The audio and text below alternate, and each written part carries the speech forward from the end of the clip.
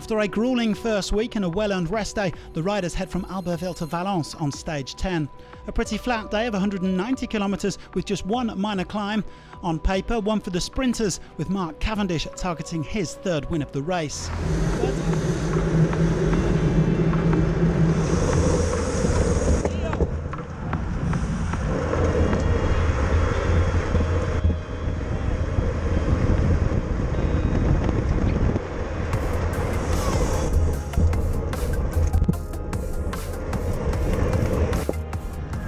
They're 500 metres from the finish line. They drop Buani off on the wheel of Jasper Philipsen. But here goes the sprint now. Is Cavendish going to get number 33? Sagan is coming up on the wheel. Buani is there. They swing right-hander. Cavendish in a perfect position. 290 metres to go. Morcow is ready to try and launch the Manx missile for win number 33 in his career. Buani is right on the wheel. Now the sprint opens up. Here goes Cavendish, aiming for win number 33. Wout van Aert is coming alongside him. Cavendish, 33 wins in the Tour de France. Merckx's record is on.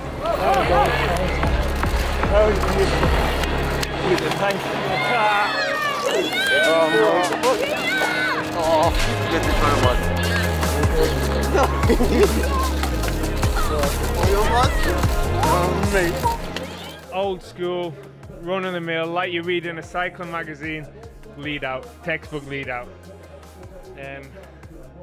If we took that last corner wide, you can keep the speed. And actually it split in the wind, but we didn't try to split it. We weren't really that bothered about it. We were confident that we had the team for the sprint. I didn't really do anything. I did 150 metres. It was the team. I have them to thank for everything.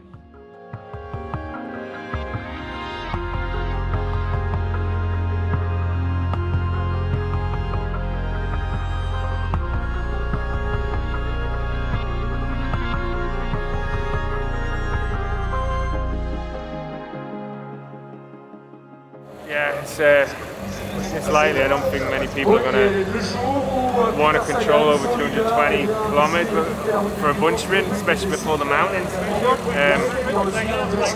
But that's how it is. You just got to see how it is. And like we saw, we had Julian Alaphilippe in the break yesterday, and we got a team that can win across all terrains anyway. So it's not like I'm here as the only guy that can win for the Deceuninck Quickstep. Would the record-chasing Mark Cavendish put Deceuninck Quickstep on the front and ride for a bunch sprint, or would it be another one for the breakaway? That was the question.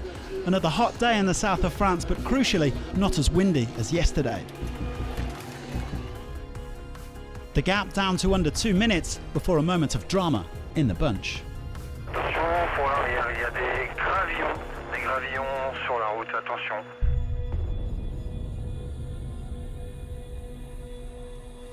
Oh, a huge crash. Oh, that's a terrible crash. The peloton that was going at very high speeds there. A lot of riders have crashed. Some have gone into the ditch. The speed was 75 kilometers an hour at the time.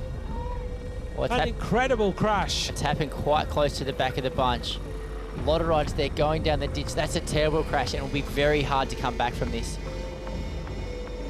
Here comes the team of Deceuninck Quickstep, but Nasser Buani has sneaked himself in. Cavendish trying to find his way out of the box, and there's an attack at the front, and it's Ballerini. Ballerini goes clear for Deceuninck Quickstep. Cavendish is about to get ready, but Ballerini has a little bit of a gap on the rest of the riders. Who's going to take this one? Morcow is getting set to lead out Mark Cavendish. Is this going to be the record of Merckx? Philipsen goes on the left-hand side. Mark Cavendish, the Manx missile, matches Merckx. 34 wins in the Tour de France.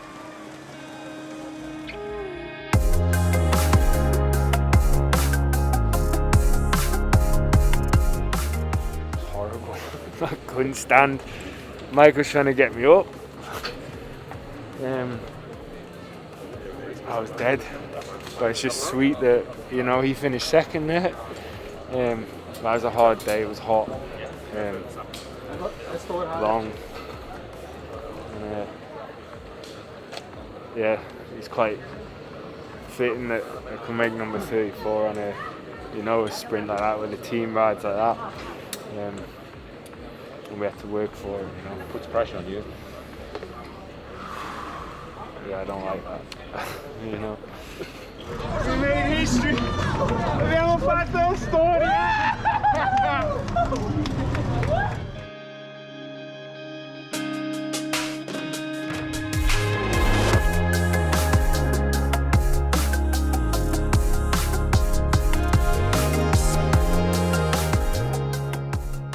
The second week was again a great week. We had the stage wins of Kev.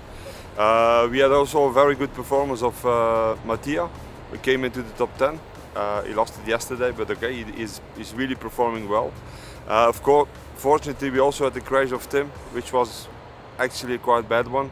But he recovered well. He had a bad day the day after, but he's still in the race, so I think we're ready to go into the last week of the tour.